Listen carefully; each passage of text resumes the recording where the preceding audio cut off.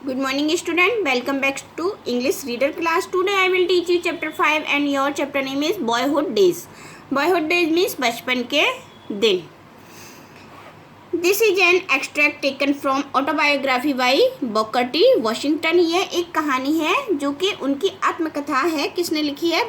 किसकी है ये? Booker T Washington. उन्होंने अपने बारे में इसको लिखा है.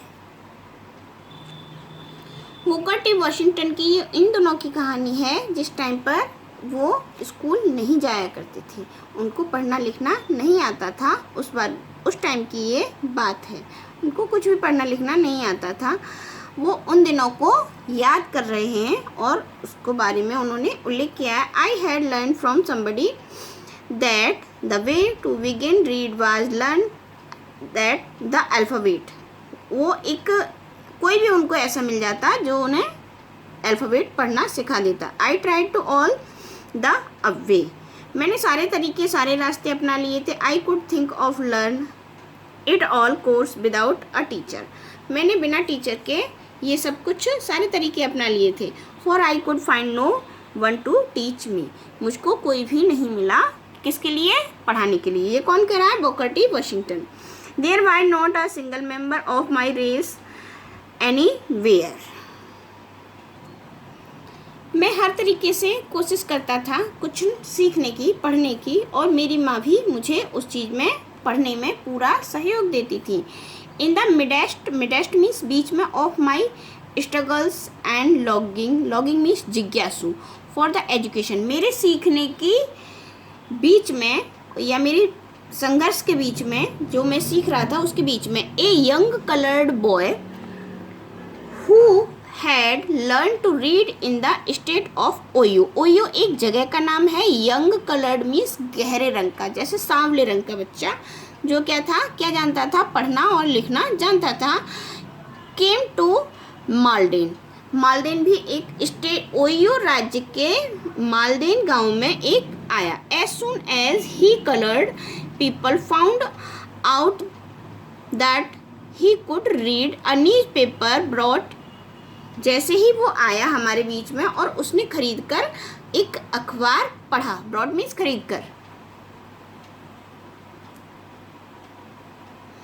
And at the close of nearly every paper his young man could be surrounded by group of man and women who were anxious to hear him read to newspaper content in the papers. तो जब वो बंद करता था तो सारे लोग उसको घेर लेते थे. किससे? आदमी. कौन घेर लेता था? एक ग्रुप, मतलब कुछ समूह बना के लोग, मेंस आदमी और वुमेन्स औरतें, कि यह सुनने के लिए कि वो क्या पढ़ रहा है. नेक्स्ट है आपका about this time idea of opening some kind of school for the coloured children in the village of begin discussed by member of the race. इस रेस में, मतलब इस लाइन में, उस टाइम में, ये उस समय की बात है जैसे हमारे हिंदुस्तान में high caste and low caste होता है, ऐसे ही फॉरेन में गोरे और काले बच्चों में फ़र्क किया जाता है. वहाँ पर सब जो रंग के साफ बच्चे होते हैं उन्हें सारी फैसिलिटीज़ दी जाती हैं, और जो थोड़े डार्क रंग के होते हैं, श्वेत, जिन्हें हम अपनी किताबी भाषा में श्वेत एंड अश्वेत बोलते हैं. ठीक है. तो उस रेस में जो भी लोग खड़े थे, किस रेस में? जो पढ़ना लिखना नहीं जानते थे. तभी उनके दिमाग में एक आइडिया आया, क्यों ना हम अपने जो अश्वेत बच्चे हैं उनके लिए एक, मतलब कलर्ड गहरे रंग के जो बच्चे हैं उनके लिए एक स्कूल क्यों ना खोल लें. और काफ़ी लंबे प्रयासों के पास वो दिन भी आया कि वहाँ पर एक स्कूल खोला गया. ठीक है. और एक ऐसा स्कूल जो सुबह शाम दोपहर संडे को भी वो ऑफ नहीं रहता था. उसमें सारे लोगों को शिक्षा दी जाने लगी. The opening of school in Kanawha valley. कहाँ पर खुला वो? कनालवा वैली में. मैं अभी स्कूल नहीं जा पाता था. ये कौन कह रहा है? जो राइटर. मैं अभी स्कूल नहीं जा पाता था. क्यों? क्योंकि मैं एक फाइनेंस में वर्क करता था. किसके लिए? अपने परिवार का पेट पालने के लिए. मैं बहुत ही दुखी होता था जब मैं सुबह स्कूल जाते हुए बच्चों को देखकर खुश भी होता था और दुख भी होता था कि मैं नहीं जा पाता हूँ. My mother try to comfort me in all the way she could and to help me find a way to learn. मेरी माँ मुझे हर तरीके से सपोर्ट करती थी और वो कोई ना कोई ऐसा रास्ता ढूंढती थी कि जिससे मैं भी कुछ सीख जाऊँ. After a while, I managed to arrange some lesson at night with the teacher. After the day work was done, these night lessons were so welcome that I think I learned more at night than the other children did during the day. But Boyle's heart was still set upon going to the day school. काफ़ी manage करने के बाद मैंने सोचा कि मैं अब कौन सी शिफ्ट में पढ़ूंगा। नाइट की शिफ्ट भी चलती थी उस टाइम पे उस स्कूल में, और मैंने नाइट की शिफ्ट ज्वाइन कर ली। और मैं सोचने लगा कि मैं जो बच्चे दिन में जाते हैं उनकी अपेक्षा ज़्यादा सीखने की कोशिश करूँगा। बट माई वॉइस, लेकिन जो मेरे वॉइस मीन्स जो मेरे साथी थे, वॉइस मीन्स साथी, जो मेरे साथी थे वो सब कब जाते थे, वो सुबह ही स्कूल जाते थे। And I did not miss any opportunity, और मैं कोई भी अपॉर्चुनिटी, कोई भी मतलब मौका, अपॉर्चुनिटी मीन्स मौका, कोई भी मौका खोना नहीं चाहता था। आई वॉन्ट, मैं जीत गया। And why permit to go to school in the day for few month, और मुझे कुछ समय के लिए, मतलब कुछ मंथ के लिए, कुछ महीनों के लिए सुबह दिन में स्कूल जाने की परमिशन मिल गई। किससे? जो उसकी फर्म्स में काम करता था उस मालिक ने। The understanding was that I must rise in the early morning and work in the funds till 9 o'clock, और मैं सुबह जल्दी उठता और सुबह 9 बजे तक जो फंड्स का काम होता था उसे जल्दी जल्दी ख़त्म करके मैं कहाँ जाता था, स्कूल जाता था। और वहाँ से आने के बाद मैं फिर से काम में जुट जाता था।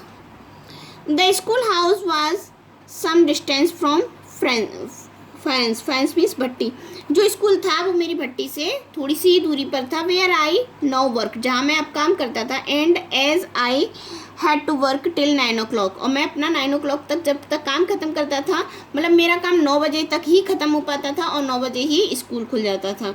तो मेरे को जाने में वहाँ पर जैसे ही मैं मतलब मेरे जाने से पहले ही स्कूल खुल जाता था। थोड़ी सी मेरी क्लासेस मिस हो जाती थी।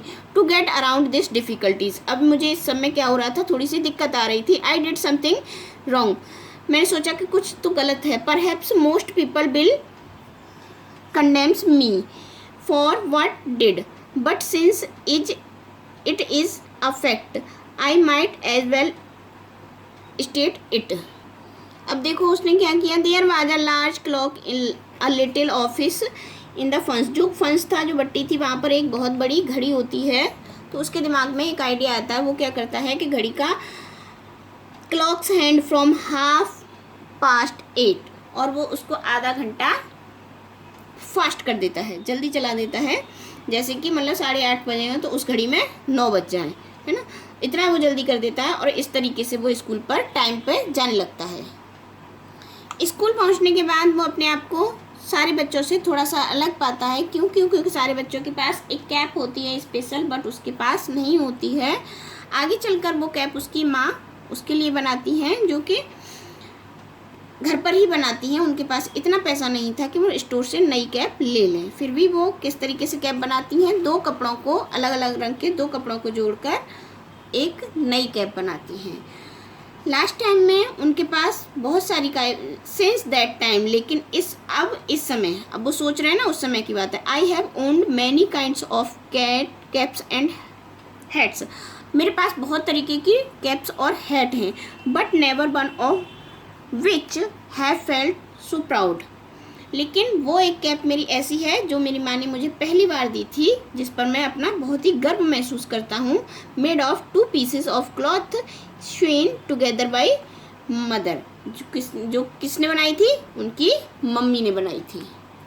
Next, it is the moral of this story, education is the foundation of prosperous country, मतलब कि जो हमारा देश है, जो यह राज्य है या जो भी जगह है, उसकी समृद्धि किस पर आधारित है, शिक्षा पर ही आधारित है। यदि वहाँ के लोग शिक्षित होंगे तो हमारा देश उन्नति करेगा। I hope you will be understand this chapter. Read this chapter carefully. Thank you.